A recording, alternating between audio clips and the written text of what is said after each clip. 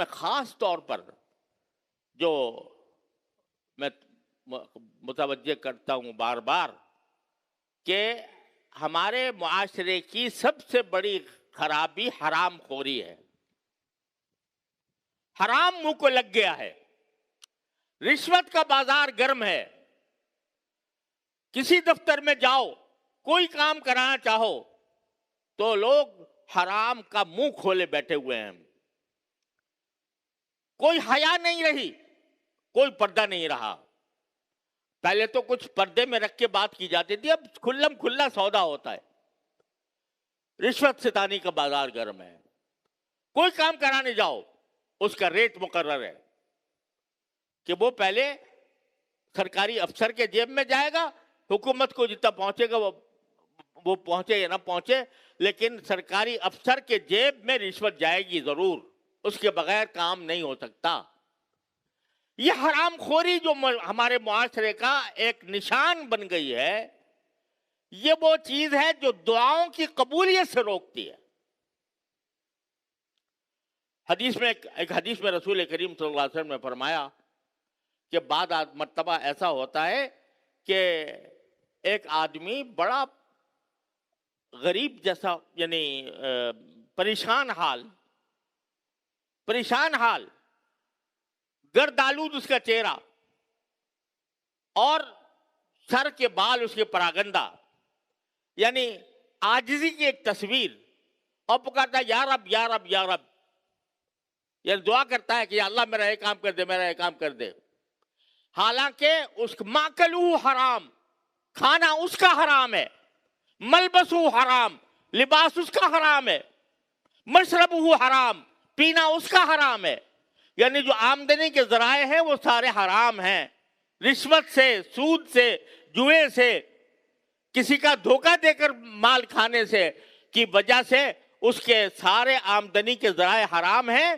لہذا جو لقمہ وہ کھا رہا ہے وہ بھی حرام کھا رہا ہے, جو پانی پی رہا ہے وہ بھی حرام پی رہا ہے, جو لباس میں پہنے ہوئے وہ حرام کا لباس ہے.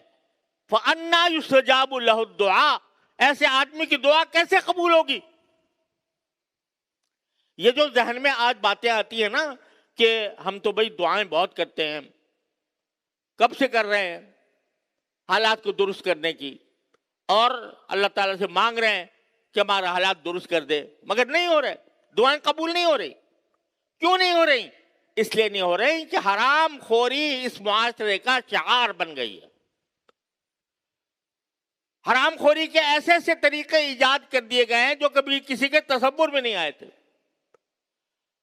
آج جب بھی کوئی اعلان ہوتا ہے کہ جی یہ کام کر لو تو اتنے تم کما لو گے, بس یہ دیکھا کہ اتنی کمائی کا موقع ہے, لاؤ کود پڑو اس میں. یہ دیکھے بغیر کہ وہ طریقہ حلال بھی ہے کہ نہیں, وہ حرام تو نہیں ہے. پتہ نہیں کتنی اسکیمیں چل رہی ہیں سوشل میڈیا کے اوپر, ایسی اسکیمیں چل رہی ہیں کہ یہ کام کر لو اور بیٹھے بیٹھے لکھ پتی کروڑ پتی بن جاؤ. یہ اسکیمیں چل رہی ہیں, اور دیکھا بھائی ہاں اس سے اتنے پیسے مل رہے ہیں, کھٹ سے داخل ہو گئے اس میں. پوچھنے کی ضرورت نہیں ہے کہ یہ حلال ہے یا حرام ہے.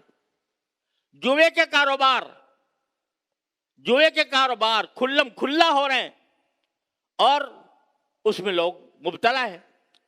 سود کا کاروبار مختلف پھیلا ہوا ہے معاشرے کے اندر. تو یہ حرام خوری جب تک پوری طرح ختم نہیں ہوگی اس وقت تک یہ دعائیں بھی شاید اکارت جائیں.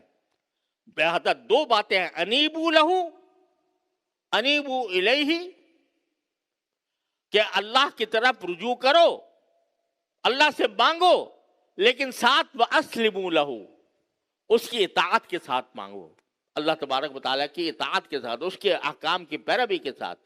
جو لقمہ تمہارے پیٹ میں جائے یقین ہو کہ یہ میرا لقمہ حلال ہے, اس میں کی حرام کی آمیزش نہیں ہے.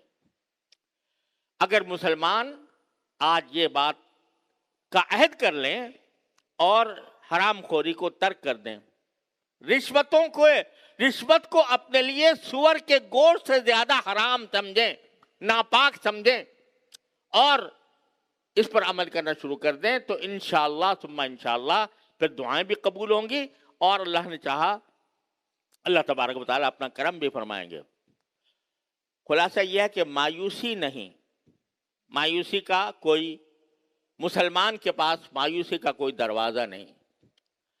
اللہ تعالیٰ نے امیدوں کے راستے کھولے ہوئے ہیں، لیکن بعض اوقات اللہ تعالیٰ کی طرف سے جھنجھوڑا جاتا ہے، مختلف مسائل کا سامنا کرنا پڑتا ہے، اس کے بعد اللہ تعالیٰ کی مدد آتی ہے۔